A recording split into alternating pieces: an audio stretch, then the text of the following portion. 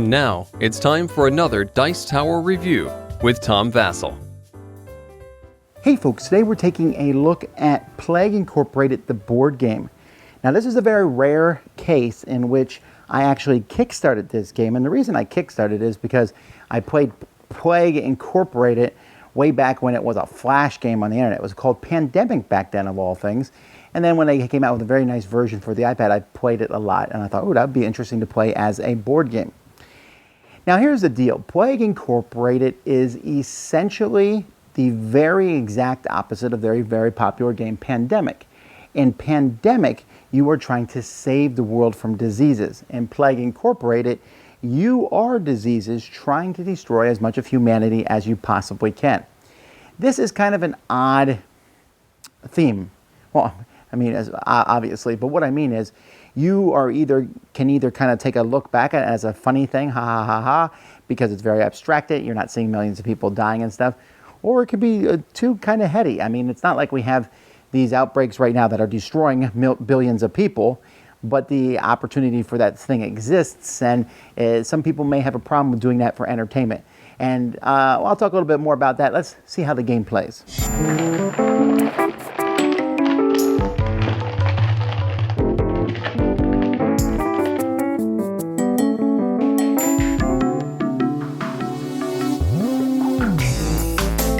Each player is going to play as either a virus or a bacteria. They play mostly the same, but they have some special abilities that are different from them. And players are going to have a starting country that they're going to be placing on the board and putting one of their markers on it. Each starting country has a certain number of cities that players are trying to infect. Now, on a player's turn, the very first thing that they're going to do is they're going to score DNA points. That's over here. DNA points are the score that you have over the game, but there are also ways that you're going to be able to evolve and make your disease stronger. So you're going to get one DNA point for every country that you have the most in or are tied for the most in. Also, if you are a bacteria, you will score one bonus DNA point just for being a bacteria. Fantastic. The next thing you're going to do on your turn is you're going to choose a country card. There's a player board that players will be taking a look at where they can choose one of three face-up country cards, so Chile, China, Morocco, or they can choose the top card there. So let's say I choose Chile. At this point, I either am going to put Chile into play, or I will discard it. If I discard it, each player has a handful of trait cards. You will get rid of all your trait cards and draw back up to 5. During the course of the game, as you play trade cards, you will not draw back. So this is one of the only ways to get your hand back to 5 if you played several trade cards from your hand. If you do play a country, you'll play it in its proper area. So this one here is South America. It doesn't really matter where countries go in a region. All countries in a region are kind of adjacent to each other. So just to show which region that they are in. North America, South America, Europe, Africa, Asia, and Oceania. After that, players then can evolve their virus and or bacteria.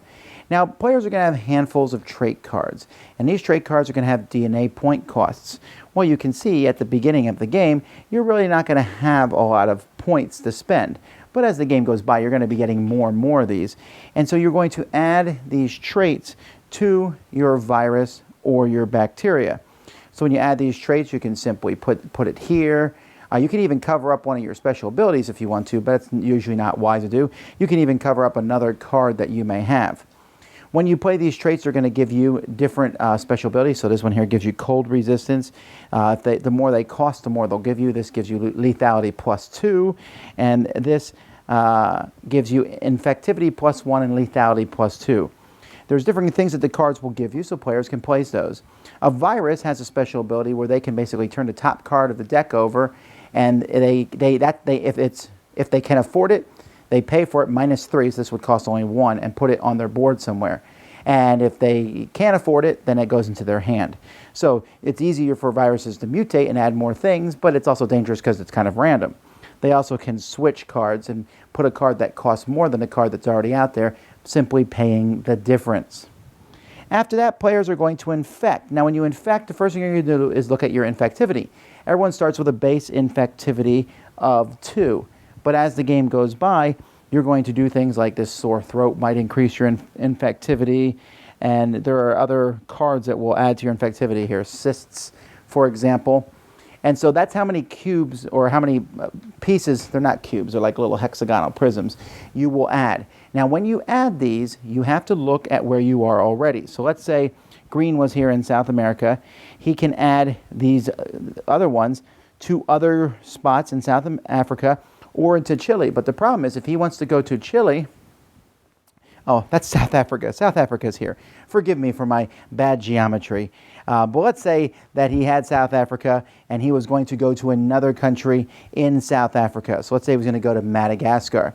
And he wants to go to Madagascar and spread there. Well, he can normally, but the problem is Madagascar is a hot country.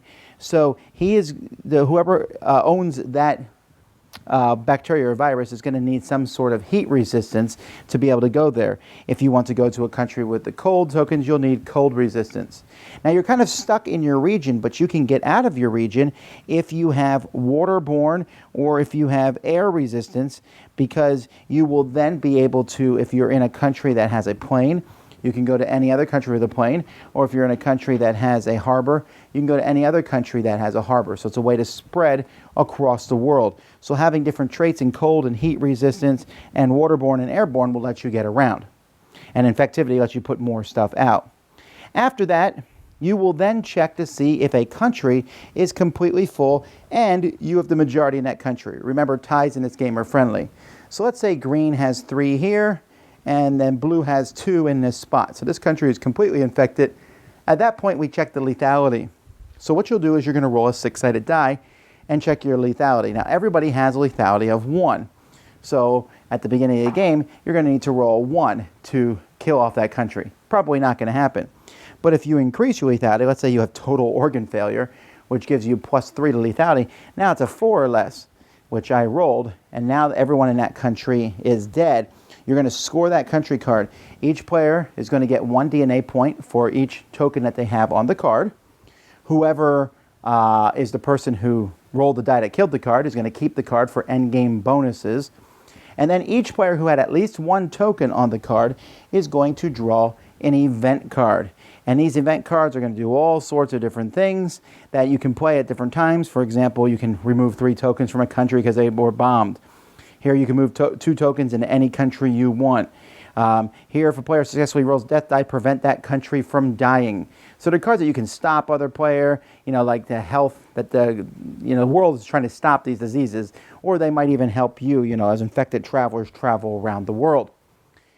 This is going to continue on until no more country cards are drawn, and at that point the game kind of goes into sudden death. If a player has no more tokens left on the board, their disease has been eradicated. By the way, that can happen during the game, and you kind of do a little bit of a restart for the player, but they lose 7 points, so it's not a good thing. But if someone's eradicated at the end, after all the country cards are gone, that ends the game. Or if someone basically has no more actions that they can take, rolling dice to destroy countries, or spreading and putting more tokens on the board. At that point, the game will end. Each player will count the cards on their board. They will get those DNA points back. Those are added to the scores that they've gotten over the course of the game. And players are also going to get bonuses for having the most country cards from different continents. So there's some bonuses here. If you killed the most, whatever country with the most cities, whoever killed that gets 7 points. You get 6 points for whoever has the most cards from each continent. And whoever has the most tokens left on the board gets an extra 4 DNA points. Most DNA points is the winner. So this is really kind of an interesting thing. We got to talk about the theme, right? Now, when I play on the iPad, I don't know what it is. It's very abstracted, and I don't think about the fact that billions of people are dying horribly from the weird symptoms that I've given them, or actually the realistic symptoms. In fact, I usually play with some sort of variant on the iPad. There's some variants where you're like making people joyful, or there's a Planet of the Apes stuff, and that's so far-fetched that actually makes it more palatable to me. This one, we have things like sweating and pneumonia and skin lesions and mass hysteria and headaches and insomnia and necrosis, and I believe there's even cannibalism in here, and delirium and stuff like that. And so, again, just be warned that that is in the game, and I certainly would understand if some people did not like destroying humanity. However, For me, it wasn't too bad because, again, it's really kind of abstracted. You know, like you just wiped out Canada or you just wiped out, Spain. You don't really think about that so much on a level because the game is really an area control game. Now, it's a good game. I was suspicious, right? I was suspicious that people who made a computer game would make a good game. But I'll tell you two things. One, the game is good. And two, it really does feel like the app or the computer game of this. It has that very similar thing. Now, in the computer game, it's just you versus humanity. Here, there's 4 other diseases. But it's very intriguing as you're sitting there trying to figure out what combo of traits. Do I want heat resistance to get in those hot countries? Do I want cold resistance to get in those? Do I want to be airborne or seaborne? Do I want to increase my effectiveness? Do I want to increase my lethality? And that's kind of interesting which ones you want to do. At first, you probably just want to spread, but at some point, you want to begin killing stuff. You don't want to kill stuff too early because you could literally wipe out all your, you're like, all my cubes are here in South Africa, and I just wiped out South Africa. Oh, wait. In the Africa region, that was the only cubes I had. So if I want to spread there, now I got to come from some other place. You got to be really cautious that you don't, pin yourself in a barrel. I feel like the differences between virus and bacteria is pretty nice. Bacteria is slow and steady, gets a lot of DNA, but virus can mutate pretty fast, but it's more random. I'm a virus guy because I don't mind that randomness.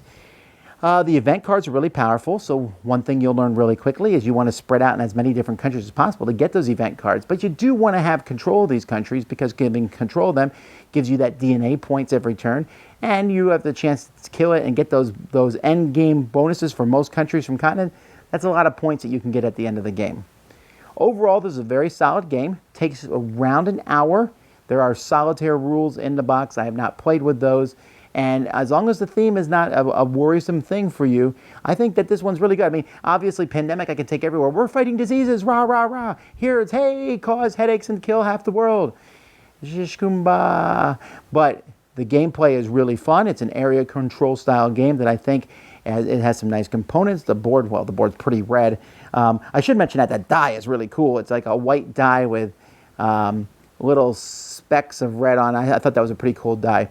So anyway, good components, good presentation. Check it out. Dice Tower Judgment, excellent. Thanks so much for watching the Dice Tower videos. Find more great videos and reviews as well as our top-rated audio podcast at Dicetower.com.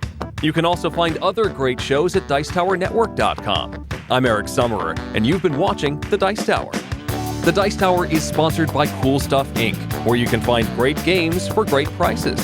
Cool stuff in stock. Check them out at CoolStuffInc.com. Shut the door.